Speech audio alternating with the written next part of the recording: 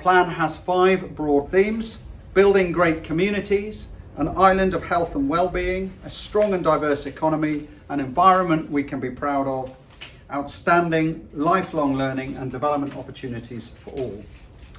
So I engaged with Tynwald members within 24 hours of being elected as Chief Minister because I wanted to ensure that our plan reflects their views and develops the issues that MHKs will have heard on the doorstep during the general election.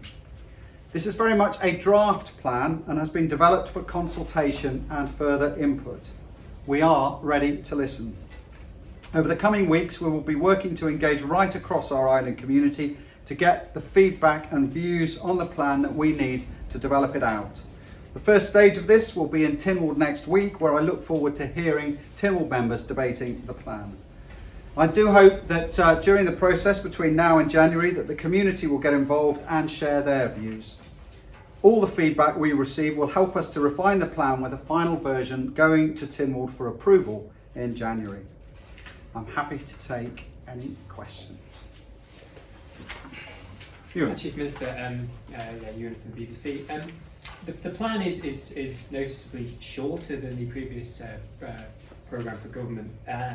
Was that a deliberate attempt to maybe rein back in what you're going to set out as your vision for 5 years? Well, bear in mind, Ewan, there are quite a number of elements to add to the plan yet. We have asked the departments, for example, to deliver their vision and to take the high-level principles and statements in the plan and translate that into what they're going to do. So there is much more to add in, and clearly we want to listen to some of the feedback that we get in terms of what can be enhanced.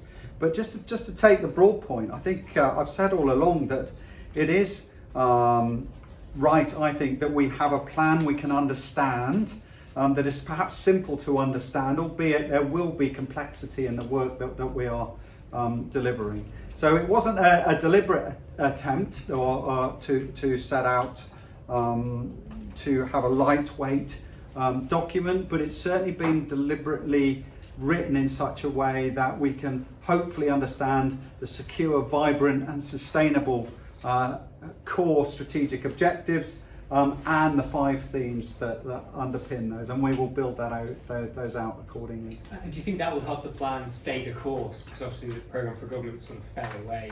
Yeah, so I agree in many ways. I mean, clearly COVID did get in the way, so perhaps there is a mitigating factor there. But yes, I very much hope the plan stays the course. We are intending it's not absolutely 100% set in stone, that this can be amended or altered on the way through the journey. We will debate it annually, and we will have departments turning up to Tynwald to explain to Tynwald where they are with their vision and their commitments that they make as part of this plan. So actually we're going to open up the engagement, open up the accountability process, and as a result, I hope that will all help keep this plan on track. Go again, if I may, then. Of course. If that's all right, unless Paul. No, you go first. Okay. In terms of the department reports, you're asking each department to justify staffing levels as well as talk about performance. What's your intention for the size of government? Because obviously government has grown in size and a lot of people have been critical of that fact. Are you hoping to sort of chip away at unnecessary roles? Yeah, absolutely. I mean, I think that one of the, when you look at, we listed a series of principles as well within there, and stewardship, care of public funds was one of those. And we need to make sure that we are delivering value for money, and part of the delivery for value for money is making sure that we have the right number of people to do that. So we haven't at this stage specifically made a broad overarching statement about numbers. Clearly, numbers also reflect what your delivery commitments are. But yes, I mean, I'm hoping that by the through the course of this process, that we will get to a position where we are able, departments are able to identify and account for the numbers of staff that are being utilised for their delivery. And as part of it, we'll also need to think carefully, both from a budgetary perspective, how many people and what the salary payroll looks like, but also making sure, as I said, that we're getting a level of accountability around productivity, I guess is the key word, and efficiency from the numbers of staff that we are utilising. Paul on TV. Bigger government, smaller government. I didn't hear much there. I was just hearing lots of things. But you want to make it leaner again, or is that your plan? Because you were very keen on that originally. I mean, do you not think the numbers are going in the wrong direction?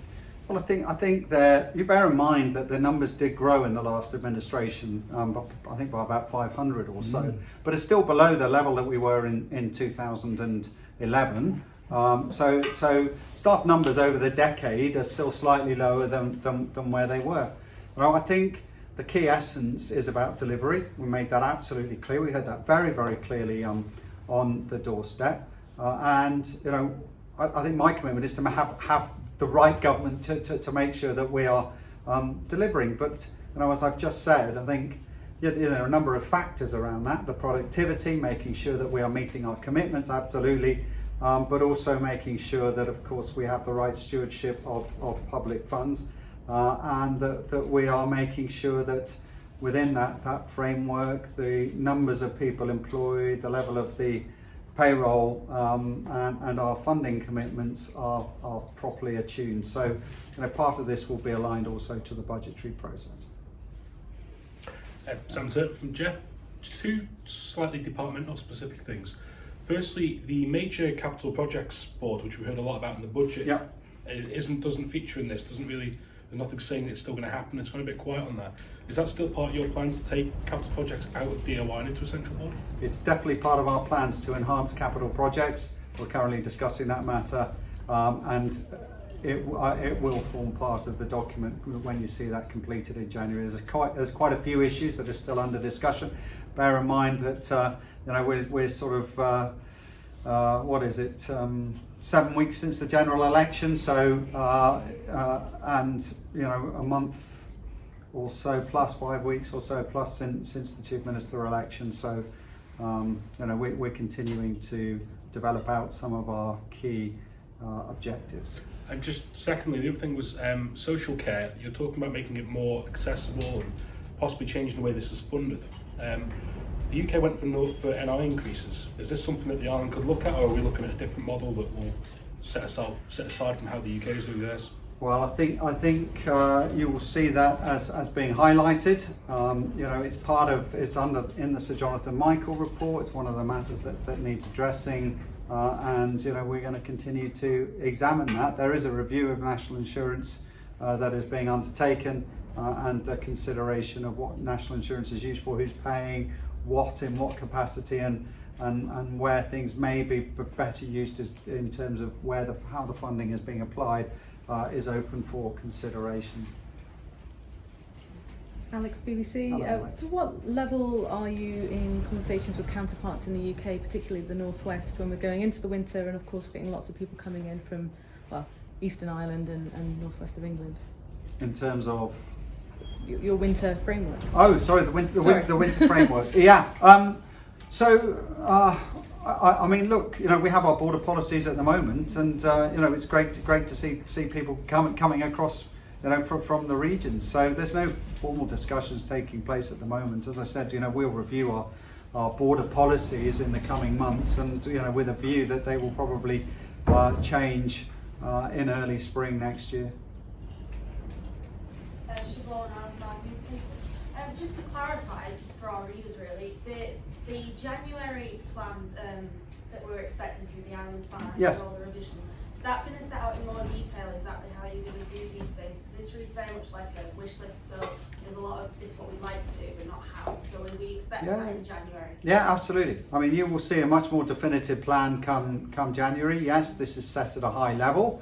It's purposely done at a high level. To give this sort of strategic overview, the direction of travel, what we want to achieve, and that's why in the next few weeks the ministers are working with their departments, they're engaging with their stakeholders. They too now have to produce a document that will clearly need approval from council and ministers, but ultimately come January this document will talk much more about what is going to be delivered in a much more robust way.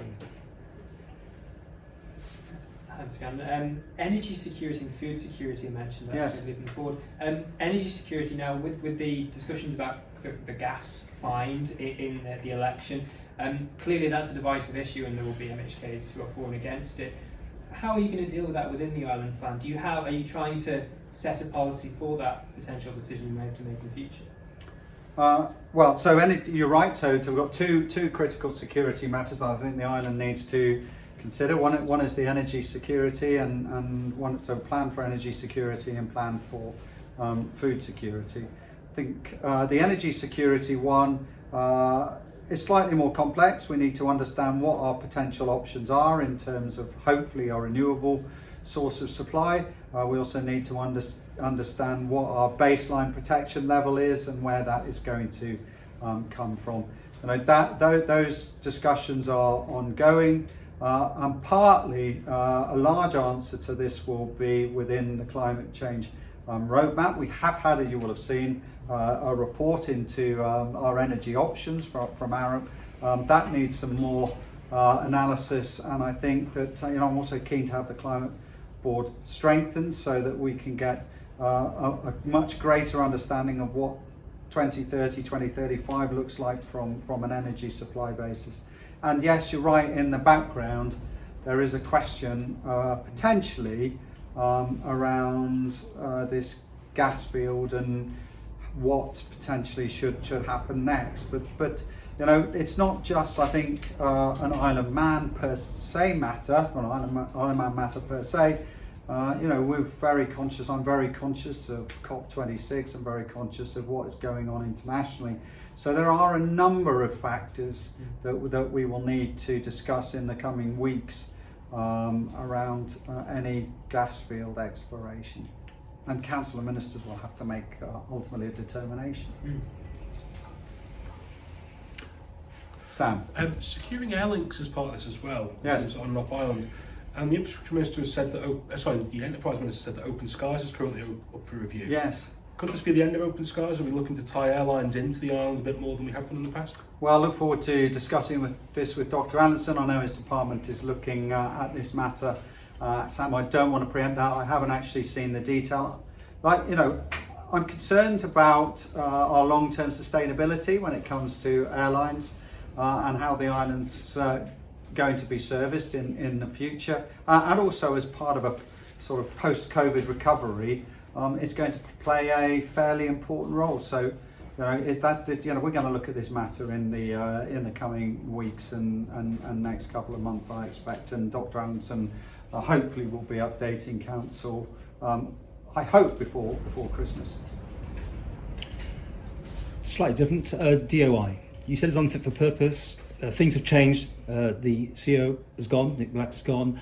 I've been trying to get the minister, but unavailable for about 5 days so far. Right. Your comments, please, on what's going on. Well, I'd like to thank Nick Black for his contribution to the island. He's taken the opportunity to leave, and for the moment, there's an interim CEO in charge. I know the minister is keen to have a couple of weeks to evaluate his department, and we'll look at what changes need to be, whether any further changes need to be made in terms of the structure. But absolutely, 100%, we will be strengthening the team around capital projects and how that operates for the future protection, really, of public funds, I hope. So, sorry, you're not going to split it up because you said it was not fit for purpose, didn't you?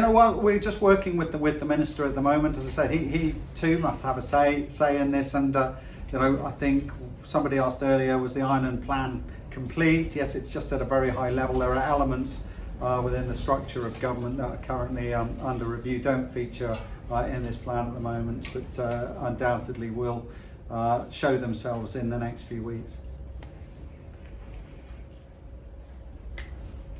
That's great. Thank you. Thanks. Very